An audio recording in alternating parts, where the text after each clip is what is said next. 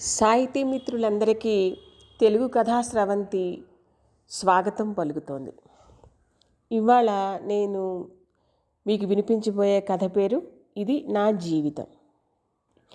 ఎంతసేపు నా జీవితం నా స్వార్థం అంటూ వెంపర్లాడిపోవటమేనా?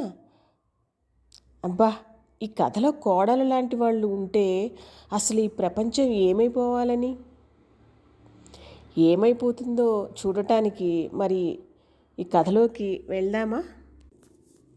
అప్పటికే ఆ భార్యాభర్తలిద్దరూ వాదించుకుని అలసిపోయారు. కాస్త సేద తీరాక మళ్ళీ మొదలుపెట్టాడు శివరాం. నీ వాదన మరీ విడ్డూరంగా ఉంది. నేను మాట్లాడుతున్నది నా తల్లి గురించి, నీ తల్లి గురించి కాదు. నా తల్లి గురించి నిర్ణయం తీసుకునే హక్కు నాకు ఉంది. మధ్యలో నీ పెత్తనం ఏమిటి అంటూ, నా జీవితంలో నేను ఎలా ఉండాలో, నాకేమి కావాలో, నాకేమి సంతోషం కలిగిస్తుందో అన్న వాటి గురించి నిర్ణయం తీసుకునే హక్కు నాకు ఉంది. ఈ ఇంటికి అధికారి మీరైతే అధికారిని నేను, మర్చిపోకండి. అంతే పదునుగా సమాధానం ఇచ్చింది అతని భార్య. అలా ఏమీ ఉండరు.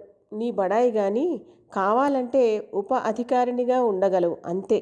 స్త్రీలింగానికో అధికారిని, పుంలింగానికో అధికారి అంటూ ఎక్కడా ఉండరు. అంచేత మా అమ్మ విషయంలో నా మాటే నువ్వు వినాలి అన్నాడు శివరాం. నేను వినను. నాకు జీవితంలో కొన్ని లెక్కలు, కొన్ని ఆశయాలు ఉన్నాయి. వాటిని నెరవేర్చుకోకపోతే నాకు జీవితమే వృధా అనిపిస్తుంది అంది ఆమె. నీ జీవితం వృధా అయితే అవని, మా అమ్మ విషయంలో నాదే తుది నిర్ణయం. శివరాం మాట. జీవితం వృధా అయ్యేటప్పుడు మీతో ఎందుకు ఉండడం? నేను నా పిల్లల్ని తీసుకుని పుట్టింటికి వెళ్ళిపోతున్నాను. నేను చెప్పినట్టు చేస్తేనే మళ్ళీ నేను ఈ గడప తొక్కేది అంది ఆమె.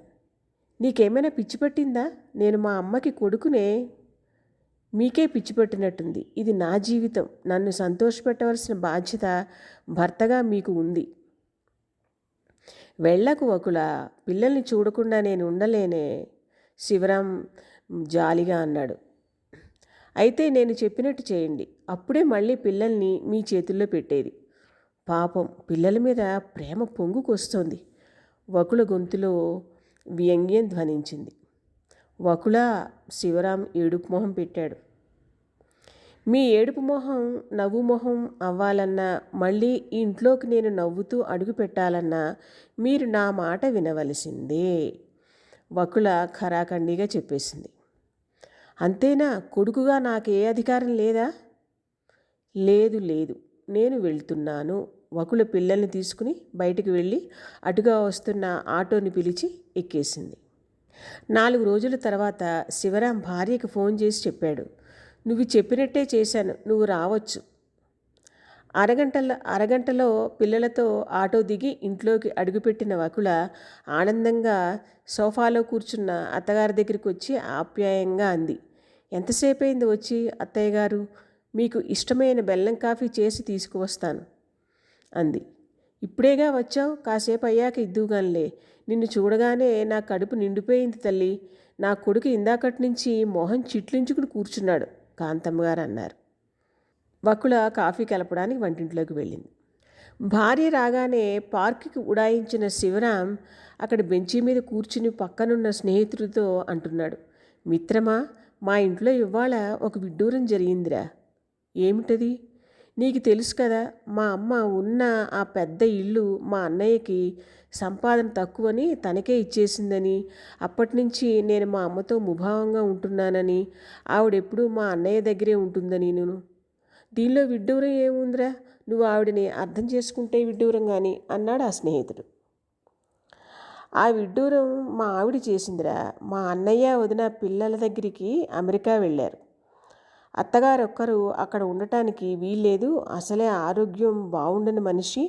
పెద్దవాళ్ళని జాగ్రత్తగా చూసుకున్నప్పుడే జీవితంలో తృప్తి ఉంటుంది అంటుంది. అదే మనం జీవితంలోకెల్లా చేసే ఘనకార్యం ఉంటుంది. పైగా తనకి జీవితంలో ఆ తృప్తే ముఖ్యమట.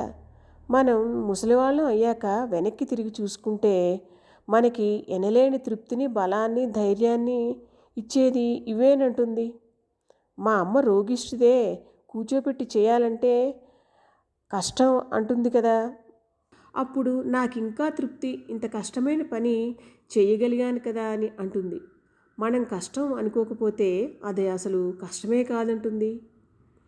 నిజంగా విడ్డూరమే సుమా.